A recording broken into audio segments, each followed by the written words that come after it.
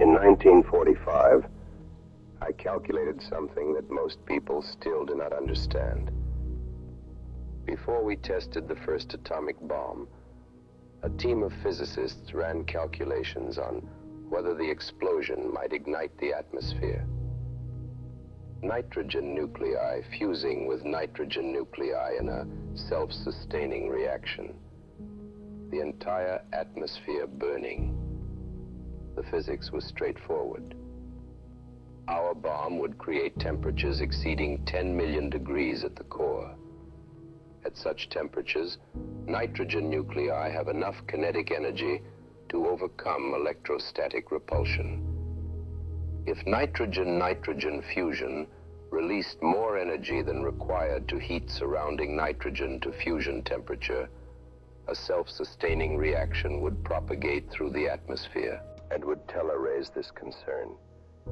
Hans Bethe led the calculation team.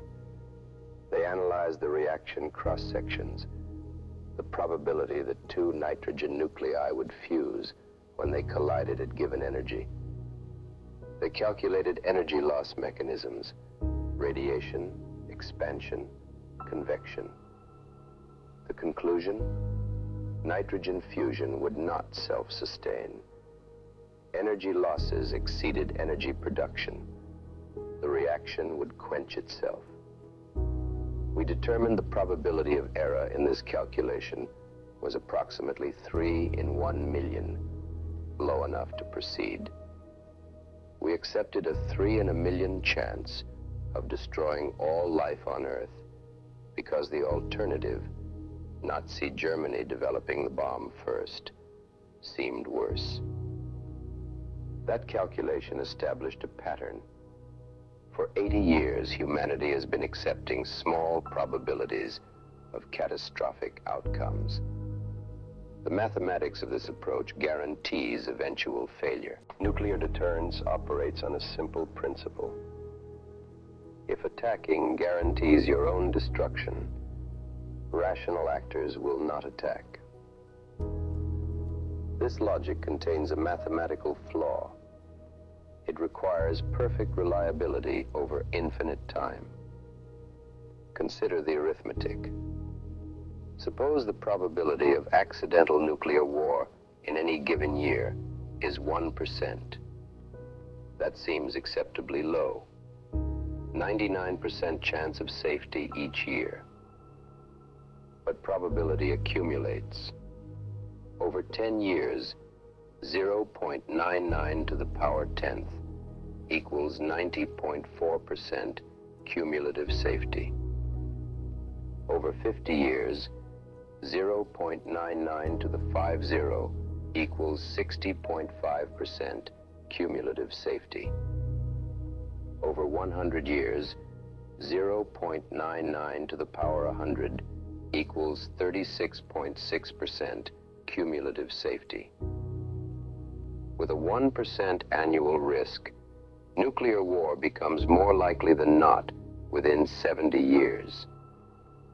What is the actual annual risk? We have empirical data. Between 1945 and 2023, there have been at least 22 documented incidents where nuclear weapons were nearly launched by accident or miscalculation. Let me describe 3 with technical specifics. September 26, 1983, sensor physics failure. The Soviet Oko satellite system detected 5 American Minuteman ICBMs launching toward the Soviet Union.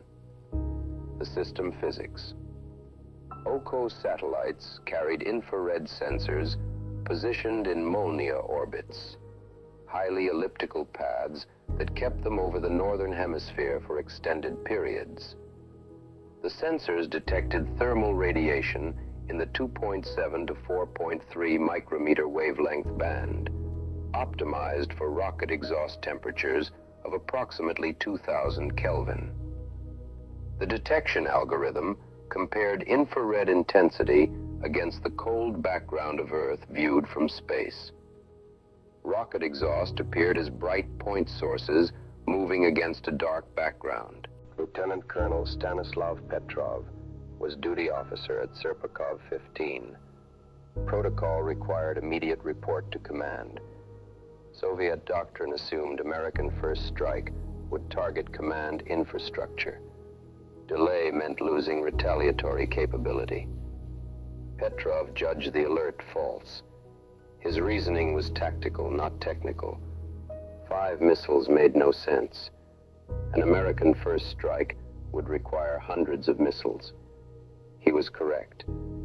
The satellite had detected sunlight reflecting off high-altitude clouds at a specific angle. Technical cause. The OCO sensors could not distinguish between 2000 Kelvin rocket exhaust and reflected sunlight at certain geometries. The sun's surface temperature is approximately 5,800 Kelvin.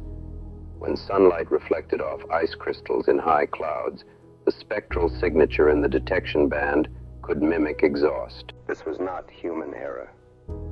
This was a systematic limitation of infrared sensor physics that had not been identified during testing.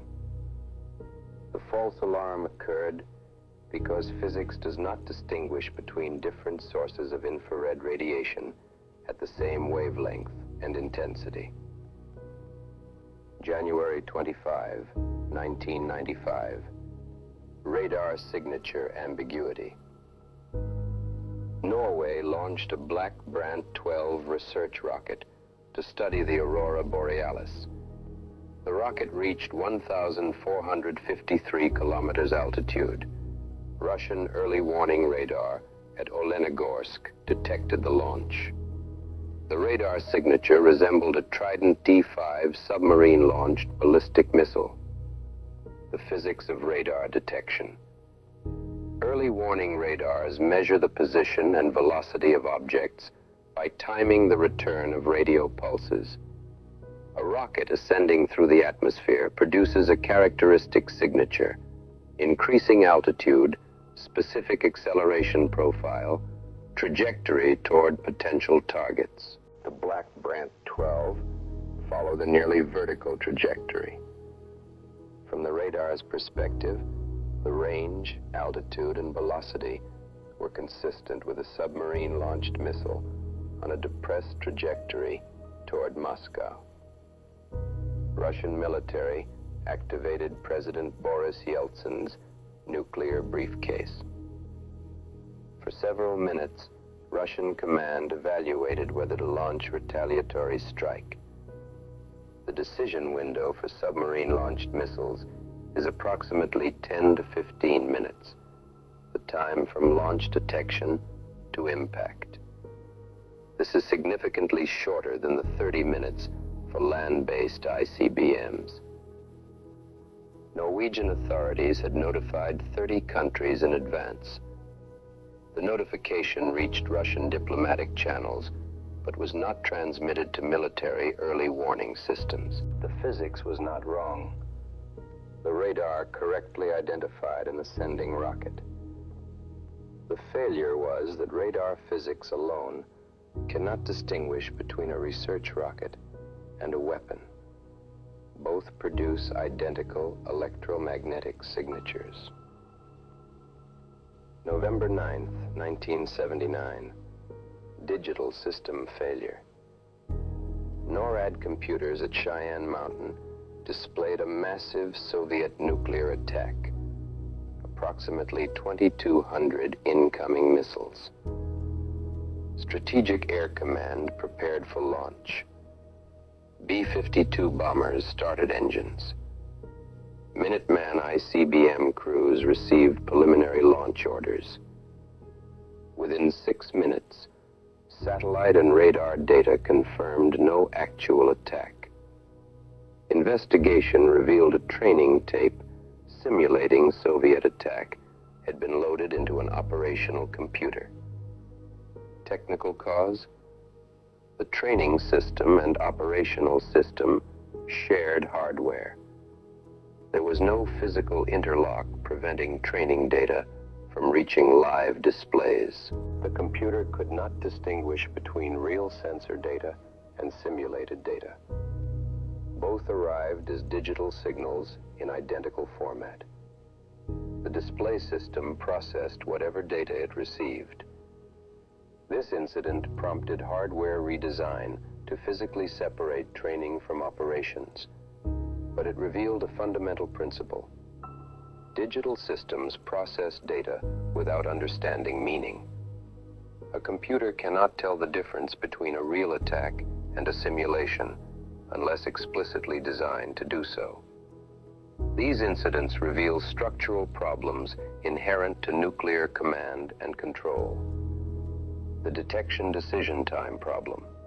An ICBM launched from Russia reaches the continental United States in approximately 30 minutes. The physics is simple. Ballistic trajectory with peak altitude around 1,200 kilometers, re-entry at approximately 7 kilometers per second. Submarine-launched missiles from close range arrive in 10 to 15 minutes. Depressed trajectories sacrifice range for speed. Current early warning architecture requires multiple confirmation steps. Satellite detection, 2 to 3 minutes after launch. Infrared sensors identify exhaust plume, but cannot determine target until trajectory becomes clear. Ground radar confirmation, 8 to 12 minutes after launch for ICBMs.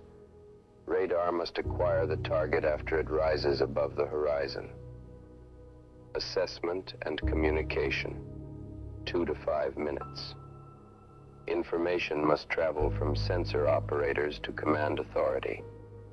Decision, unknown duration. The president must evaluate information and decide. Launch order transmission, 2 to 3 minutes. Orders must reach missile crews or submarines. For ICBMs, this leaves perhaps 10 to 15 minutes for decision. For submarine-launched missiles, perhaps 5 minutes or less. This timeline creates pressure to decide before confirmation is complete. Every false alarm occurred because the system demanded rapid response. The physics of ballistic trajectories imposes time constraints that cannot be negotiated. The sensor sensitivity trade-off. Early warning systems face a fundamental engineering choice. Infrared satellites can be calibrated for high sensitivity, detecting faint thermal signatures that might indicate launches, or high specificity, reducing false alarms by requiring stronger signals. High sensitivity increases the probability of detecting a real attack. It also increases the probability of false alarms from reflected sunlight, wildfires, industrial facilities, or meteorological phenomena. High specificity reduces false alarms. It also risks missing a real attack with unusual signature characteristics. System designers chose high sensitivity. Missing a real attack means destruction without response. A false alarm can potentially be corrected. From a game theory perspective, sensitivity is the rational choice. But this means false alarms are inherent to the design. They are not bugs to be eliminated. They are the mathematical consequence of optimizing for detection. The same trade-off applies to radar systems. High sensitivity detects objects at greater range and with less radar cross-section. It also increases false tracks from weather, birds, aircraft, and space debris. The automation dilemma. As delivery systems became faster, decision timelines compressed. Submarine-launched missiles from forward positions can arrive in under 10 minutes. Hypersonic glide vehicles further reduce warning time. This created pressure to automate response. The Soviet perimeter system, known as Dead Hand, was designed to ensure retaliation even if command authority was destroyed in a first strike. The physics. Nuclear detonations produce characteristic signatures. Seismic waves from ground bursts register on instruments worldwide. Radiation sensors detect gamma rays. Overpressure sensors measure blast waves. Perimeter monitors these signatures. If nuclear detonations are detected on Soviet territory and communication with command is lost, the system can authorize retaliatory launch without human decision. The logic is game theoretically sound. If deterrence requires guaranteed retaliation, and a first strike might destroy command before retaliation can be ordered, then automated response becomes necessary. But automation removes the human judgment that caught false alarms in 1983 and 1995. Petrov's tactical reasoning, 5 missiles made no sense, is not programmable. A machine cannot evaluate whether an attack is strategically plausible. Return to the mathematics. 22 documented incidents over 78 years suggests approximately 1 serious incident every 3.5 years. Not all incidents carried equal risk. Assume conservatively that 1 in 10 such incidents has a 5% probability of escalating to actual launch. Annual probability of serious incident, 0.29. Probability of escalation given serious incident, 0.05. Probability of launch given escalation, 0.5. Annual probability of accidental nuclear war, 0.29 times 0.05 times 0.5 equals 0.007. At 0.7% annual probability, 50-year survival probability, 70%.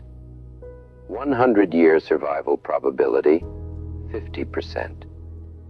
200-year survival probability, 25%. The actual numbers may be higher or lower, but the mathematical structure holds. Any non-zero annual probability accumulates to near certainty over sufficient time. After the war, I advocated for international control of atomic energy. This was not idealism. It was engineering analysis. Any system with non-zero failure probability will eventually fail. The only stable configuration is one where failure probability equals 0. 3 technical approaches could theoretically achieve this. Elimination requires verification that no weapons exist and cannot be quickly rebuilt. Current technology can detect operating reactors via heat signatures, enrichment facilities via electromagnetic emissions, and nuclear tests via seismic monitoring. It cannot reliably detect small stockpiles of separated material or disassembled components. Complete verification remains technically unsolved. Centralized control places all weapons under international authority.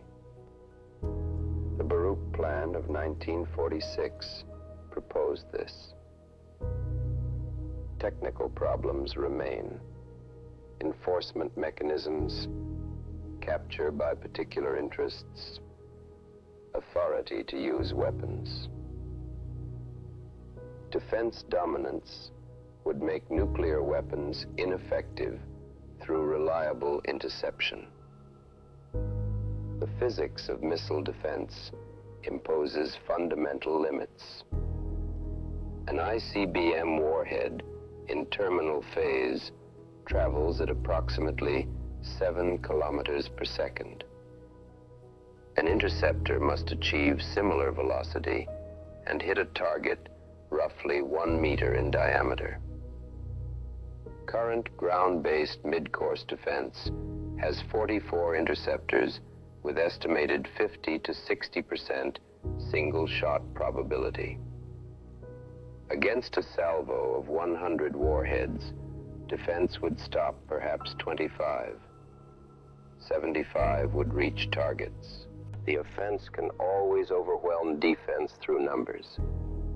Each offensive warhead costs approximately $50 million.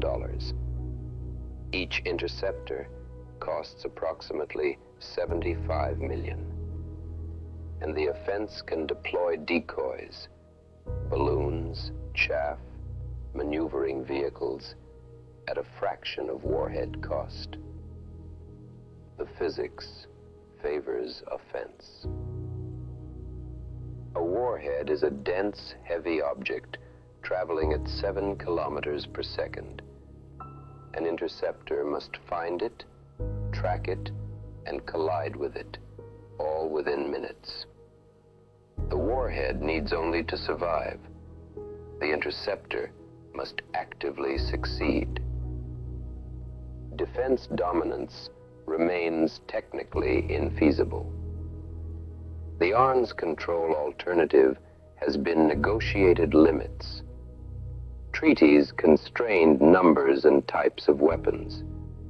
The peak Cold War inventory in 1986, approximately 70,300 warheads. Current global inventory, approximately 12,500 warheads. The United States holds approximately 5,500. Russia holds approximately 6,250. China holds approximately 410, projected to exceed 1,000 by 2030. The remaining states, France, United Kingdom, Pakistan, India, Israel, North Korea, hold approximately 1,000 combined. The reduction from peak is significant, but current arsenals remain sufficient to trigger nuclear winter. A single Ohio-class submarine carries 20 Trident II missiles with up to 8 W-88 warheads each. One submarine, 160 warheads, yielding approximately 76 megatons total. 8 Ohio-class submarines are typically deployed at any time, over 600 megatons at sea, invulnerable to first strike, capable of destroying any nation on Earth. What happens if deterrence fails? Modern nuclear war modeling uses atmospheric simulations validated against volcanic eruptions. The 1815 Tambora eruption injected approximately 100 teragrams of sulfate aerosols into the stratosphere, causing the year without a summer. Global temperature drops of approximately 1 degree Celsius. Nuclear weapons produce different particles. Burning cities inject black carbon, soot, into the stratosphere. Black carbon absorbs sunlight more efficiently than sulfate aerosols. Regional war scenario: India, Pakistan, 100 Hiroshima-sized weapons. Each 15-kiloton weapon ignites approximately 13 square kilometers of urban area. 100 weapons ignite 1,300 square kilometers. Burning buildings inject approximately 5 teragrams of black carbon into the stratosphere. Atmospheric models predict global temperature reduction of 1 to 2 degrees Celsius for 5 to 10 years. Growing season shortening. Agricultural yield reduction of 10 to 20% globally. Immediate deaths, 20 to 50 million. Secondary deaths from famine. Estimates range from 1 to 2 billion. Major power exchange. United States, Russia, 1,000 strategic warheads each. Modern strategic warheads yield 100 to 475 kilotons each. 1,000 such weapons ignite vastly larger areas. Soot injection. 150 or more teragrams. Atmospheric models predict global temperature reduction of 8 to 10 degrees Celsius for 10 or more years. This exceeds the temperature difference between present day and the last ice age. Agricultural collapse in temperate zones. Growing seasons too short and cold for major grain crops. Sunlight reduction of 70% or more. Immediate deaths, 300 to 500 million. Secondary deaths, most of human population. The physics is straightforward. Black carbon particles absorb solar radiation in the stratosphere before it reaches the surface. Unlike tropospheric particles, stratospheric soot does not rain out quickly. The stratosphere contains minimal water vapor. Particles remain suspended for years. This is not speculation. These are peer-reviewed models using established atmospheric physics, validated against observed volcanic events. The mathematics has not changed since 1945. Any system with non-zero failure probability will eventually fail. Nuclear deterrence has non-zero failure probability. We have documented 22 serious incidents in 78 years. Therefore, nuclear deterrence will eventually fail. The only question is when, and whether consequences are survivable. 80 years of survival does not prove the system works. A coin showing heads 80 times does not prove it cannot show tails. Each flip is independent. The accumulated probability simply waits.